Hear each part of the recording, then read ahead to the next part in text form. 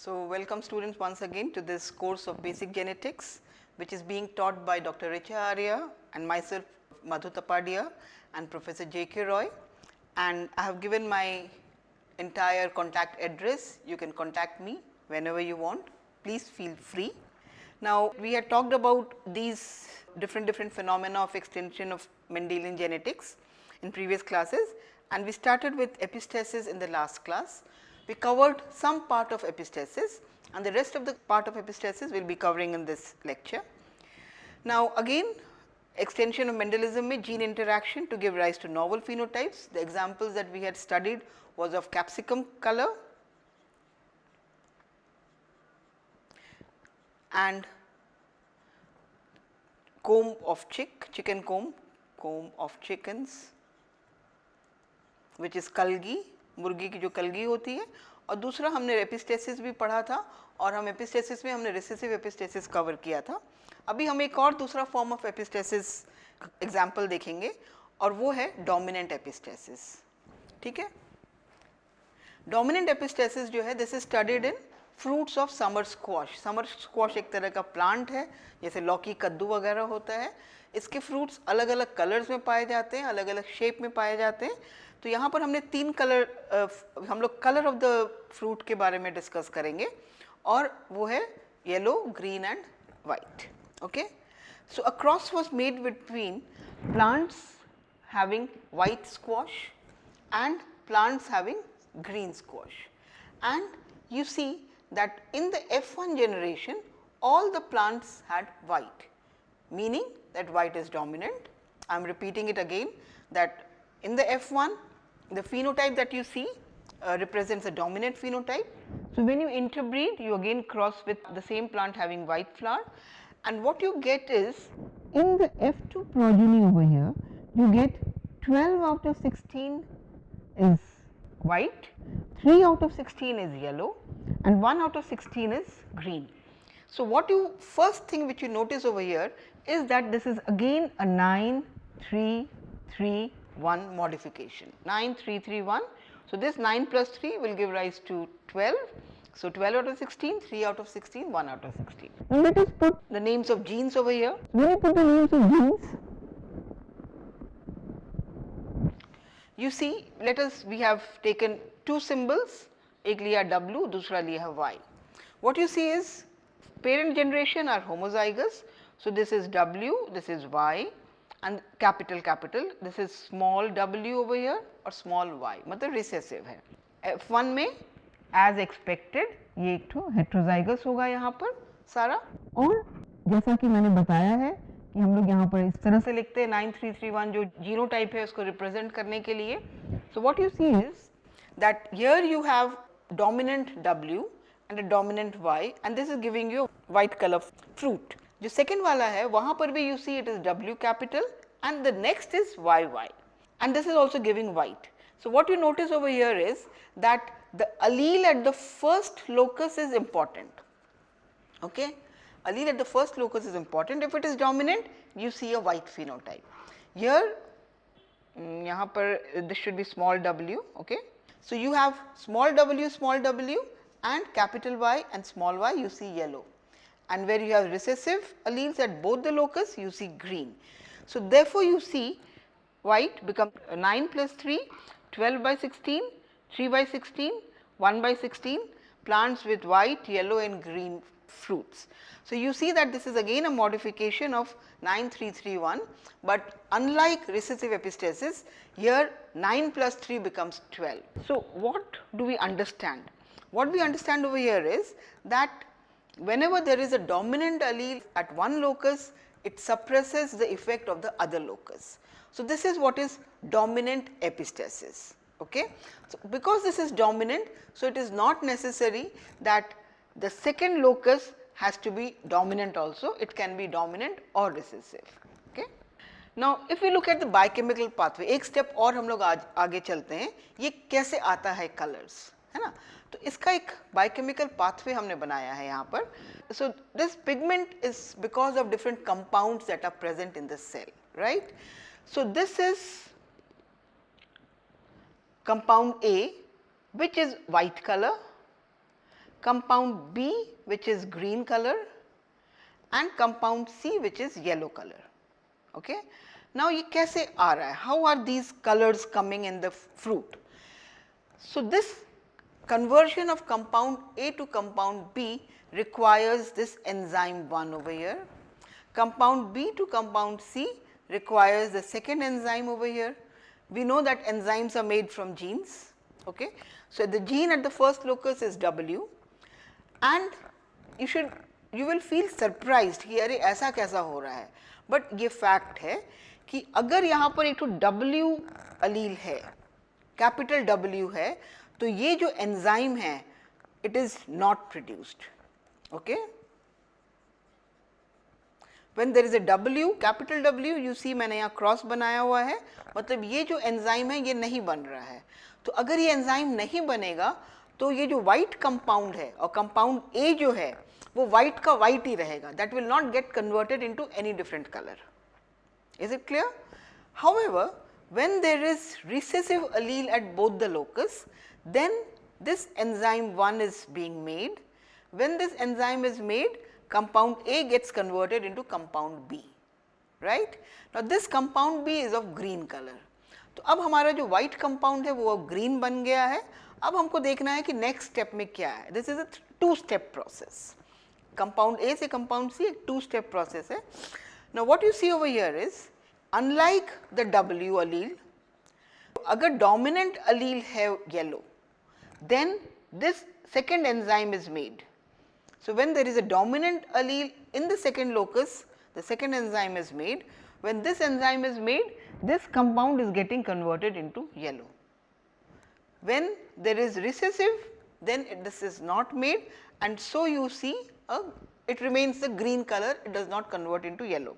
Now if you go back to the genotypes that we had studied, so you had W, Y, and this was giving you white. ये white क्यों बन रहा है? क्योंकि अगर यहाँ पर W allele है और अगर कैपिटल W और जो डोमिनेंट allele है वो एंजाइम नहीं बन रहा है, तो वो कंपाउंड A के फॉर्म में ही रहेगा जो व्हाइट कलर का होगा. जो सेकेंड वाला जीनोटाइप था वो भी W था और small i small y.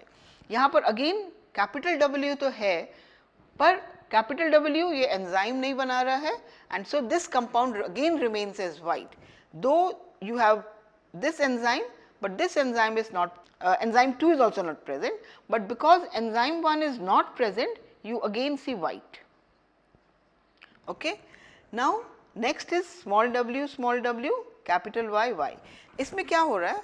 Again ये जो small w है, you see that this is making the enzyme now. अगर ये enzyme बना रहा है तो compound A is getting converted into compound B, that is green in color, and because जो second locus है that is dominant, that means enzyme 2 is being made. So this compound is again getting converted into compound C, and therefore you see yellow. Okay. और जो last वाला genotype होगा वो recessive है दोनों locus पे, small w, small i, small y. तो small w में क्या हो रहा है? जो कंपाउंड A है वो तो कंपाउंड B में कन्वर्ट हो जा रहा है, लेकिन जो स्मॉल y होने से क्या हो रहा है? एंजाइम 2 नहीं बन रहा है.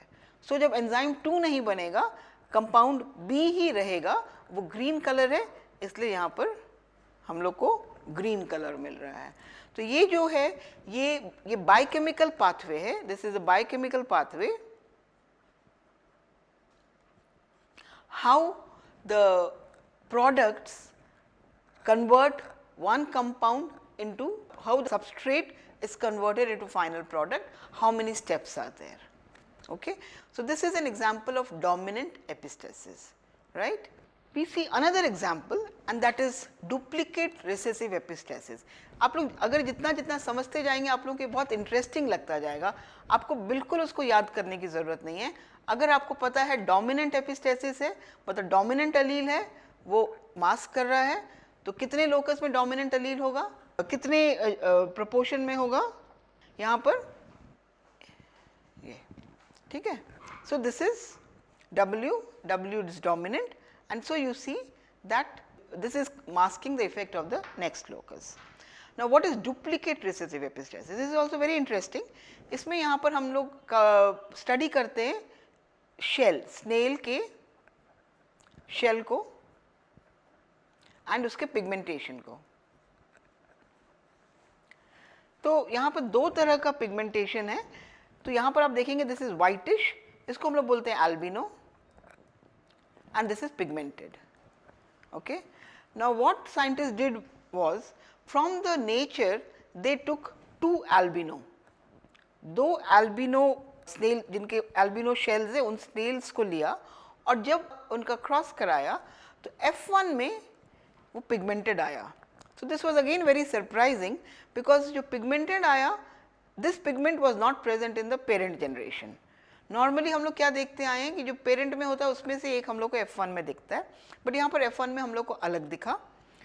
उसके बाद जब ये पिगमेंटेड स्नेल्स को इंटरब्रीड कराया, two pigmented, you see again there is a modification of 9:3:3:1 ratio. यहाँ पर you see 9 out of 16 is pigmented, but rest 3 out of 16, 3 out of 16, 1 out of 16 is not pigmented, right. So therefore, in duplicate recessive epistasis the ratio is 9:7. In the dominant epistasis क्या ratio था? If you remember, it was 12:3:1. That is again a modification of 9:3:3:1. Here it is modification of 9:3:3:1 and this is 9:7. अब क्या होता है यहाँ पर, तो क्या हुआ अगर हम जीनोटाइप लिखते हैं सिंबल्स के साथ, तो ये जो एल्बिनो स्नेल्स है, this could be possible because the genotype is small a, capital B, and here it is capital A and small b. F1 में you see a heterozygous condition. So what you see over here is that you get a pigmented color, you get a pigmented shell when there is a dominant allele at both the locus. So you have to remember this कि जब एक dominant allele दोनों locus में है हमको pigmented दिखता है, लेकिन अगर कहीं भी recessive allele है, चाहे इस पहली locus में चाहे दूसरे locus में, हमको वो albino दिखता है. So this is what is duplicate recessive interaction. That means recessive allele at either of the locus. This is different from recessive epistasis because recessive epistasis was a recessive condition at only one locus. Here it is recessive allele at either of the locus. कहीं भी अगर recessive allele है तो वो उसको उस effect को mask कर देता है, इसीलिए उसको बोलते हैं डुप्लीकेट रिसेसिव एपिस्टेसिस. और उसमें अगर हम देखेंगे, क्योंकि यहाँ पर आप देखेंगे रिसेसिव allele है, यहाँ पर रिसेसिव है, ये स्मॉल a होना चाहिए, small a, small b, so this is recessive. So again it is remaining as albino. इसका भी हम देखते हैं कि कैसे इसका पिगमेंट फॉर्मेशन होता है. तो again there are two genes A and B हम नाम देते हैं उसको, and again compound A is getting converted into compound B and then this is getting converted into compound C because of this is a two-step pathway.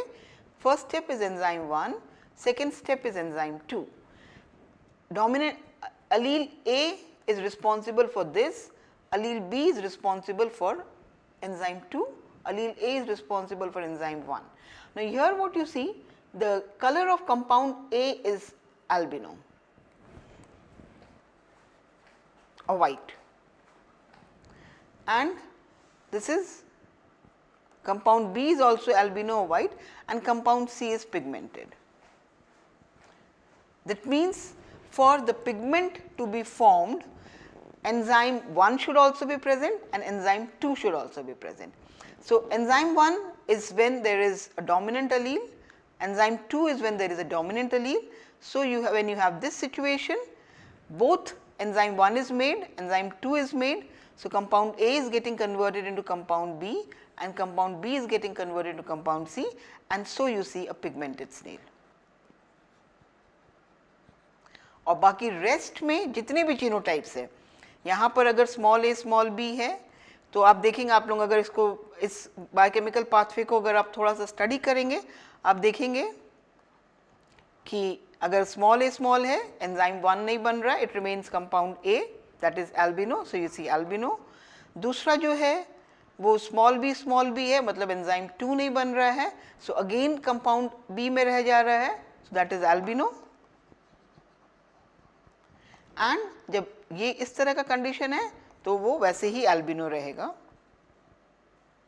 So this is 9 3 3 1 which gets modified into 9 and you add this 7, so it is 9:7. So a duplicate recessive epistasis में उसका जो modification है 9:3:3 ratio का, 9:3:3:1 का, वो है 9:7। बहुत तरह के एपिस्टेसिस है, हमने खाली यहाँ पर 3 एग्जाम्पल आप लोगों को दिया है। जो पहला हम लोग देखते हैं, जब कोई एपिस्टेसिस नहीं है, जो dihybrid cross which you have been studying, you get 9:3:3:1 ratio, okay. And when there is novel phenotype, you get 9:3:3:1 ratio. Recessive epistasis में you get 9:3:4 ratio. Dominant epistasis is 9:3:1 ratio. Duplicate recessive epistasis 9:7 ratio. And ये 3 हमने देखा. Now it should be very easy for you to try to understand कि duplicate dominant epistasis में क्या होगा। Duplicate dominant epistasis का मतलब है कि अगर एक डोमिनेंट अलील दोनों लोकस में है, वो दूसरे लोकस को सप्रेस कर देता है। तो अगर हम एक आर्बिट्रेरी एग्जांपल ले लेते हैं इस तरह से, तो आप देखेंगे ये डोमिनेंट अलील है, ये है, ये कंडीशन है और ये कंडीशन है। तो ये 9 3 3 1। सो इन duplicate dominant epistasis, because dominant allele at any of the locus will mask the effect of the other, so this 9:3:3 ratio 9 plus 3 plus 3 हो जाएगा 15, 15:1, okay। There is another kind of epistasis that is called as dominant and recessive epistasis. उसका जो ratio है वो होता है 9:3, it is 13:3. How did this 13 come? Because it is dominant and recessive epistasis. So one allele is dominating, the others are recessive. So this is this plus this will give you 13 and this is 3.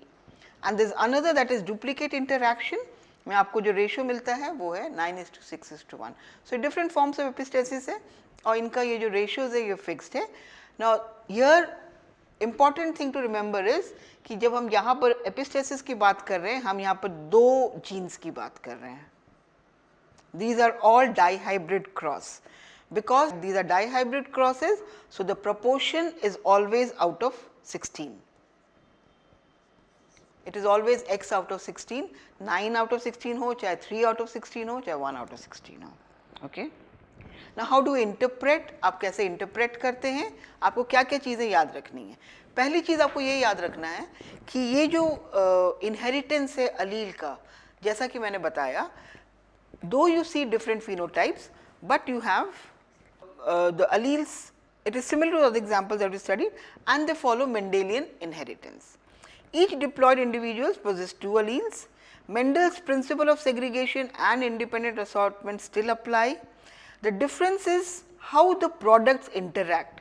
Products के बीच में क्या interaction हो रहा है जिससे हमको एक दूसरा phenotype मिल रहा है.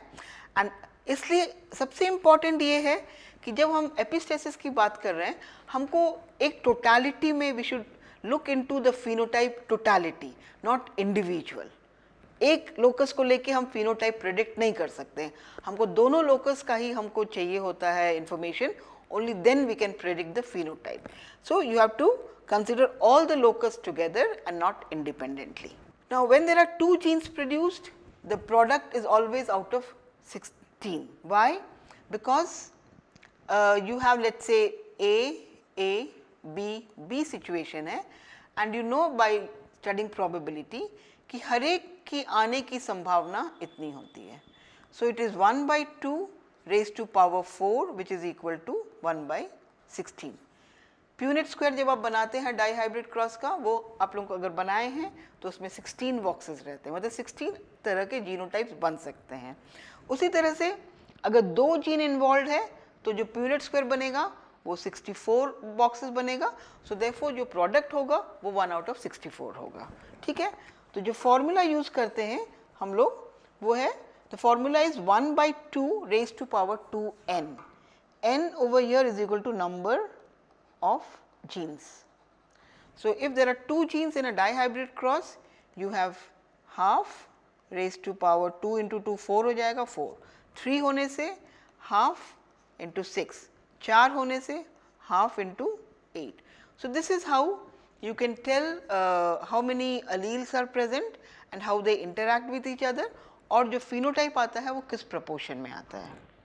तो हम लोग को यहाँ पर इम्पॉर्टेंट क्या है, हम लोग को थोड़ा सा कैलकुलेट करना है कि अगर हमको कुछ दिया है कि हम कोई अगर आपको एक क्वेश्चन दिया है कि एक डाई हाइब्रिड क्रॉस है और उसमें ये प्रोपोर्शन के आपको मिल रहे हैं, तो आपको कैलकुलेट करना है कि x क्या है, what is x. Okay, because when you do a cross it is not necessary that you always get let's say 3:1 ratio. ऐसा नहीं कि अगर आपने 100 प्लांट प्रोजेनी स्टडी किया आपको 75 और 25 ही मिलेगा, आपको कम ज़्यादा मिल सकता है. तो आपको अगर एक नंबर दिया गया है तो आपको ये बताना है कि वो उसका प्रोपोर्शन क्या है, what is x, you to solve for x. Okay, solve for x का मतलब है कि अगर लेट्स से एक एग्जांपल आपको मैं देती हूँ कि if you see that 28 red colour के बॉल्स हैं F2 में, 10 yellow and 12 is let's say green. ये आपको दिया है कि F2 में हमको इतने इतने प्रोजेनी आए हैं. अब हमको ये पता करना है कि ये कौन सा फिनोमेना शो कर रहा है. अगर आपको ये इन्फॉर्मेशन है कि यहाँ पर 2 जीन्स इन्वॉल्व है, so you know that the proportion will be out of 16. So you have to find out ये जो 28 है वो टोटल नंबर में क्या प्रोपोर्शन है. तो हमको ये x की वैल्यू फाइंड करनी है. So x over 16 is equal to number of progeny with a particular phenotype. Red phenotype is 28 और टोटल नंबर, टोटल अगर हम इसको ऐड कर देते हैं 28 प्लस 10 हो जाएगा 38 प्लस 12 कितना हो जाएगा 50. तो ये जब हम इसको कैलकुलेट करते हैं कि ये क्या प्रोपोर्शन है, तो जब हम इसको सॉल्व करेंगे तो ये हो जाएगा 28 into 16 over 50, this is equal to x. तो अगर आप इसको सॉल्व करेंगे आप देखेंगे कि ये प्रोपोर्शन जो है 9 आ रहा है. उसी तरह से येलो का प्रोपोर्शन 16 में कितना है, उसको सॉल्व करने के लिए you have to use this formula, x out of 16 is equal to 10 50. So therefore x का वैल्यू हम कैलकुलेट कर लेंगे 10 इंटू 16 बाई 50. आप देखेंगे कि इसका जो नंबर है वो 3 आ रहा है, और इसी को उसी तरह से करेंगे तो आप देखेंगे इसका वैल्यू जो है वो 4 आ रहा है. तो आपको जो 16 में जो प्रोपोर्शन मिल रहा है वो मिल रहा है 9:3:4 which is of a recessive epistasis. So you know that this example whatever is it is showing recessive epistasis. This is how you solve a problem. So यहाँ कुछ मैंने आप लोगों को questions दिए हैं solve करने के लिए, और तो आप इसको आप try कर सकते हैं. This is all about epistasis and you can solve this. And यहाँ पर खाली you have to write true and false. Here we have given you the ratio of the different fruits that are produced. You have to write what is the phenomena, and here we have given you a number of 2 different types of leaves that are produced. F2 में 249 और 16. Again you can use that same formula जो इसके पिछले बार में मैंने दिया था, x over 16, because there are 2 genes involved. Yeah, there are 2 genes. Okay, 2 genes involved है. हम वो same formula use करके आप इसका proportion निकालेंगे और फिर आप describe करेंगे, आप समझ जाएंगे कौन सा phenomena है. So this is about epistasis that we have talked. And if you have any question anytime, if you are solving some numericals, if you find any difficulty, you can always contact me. Thank you.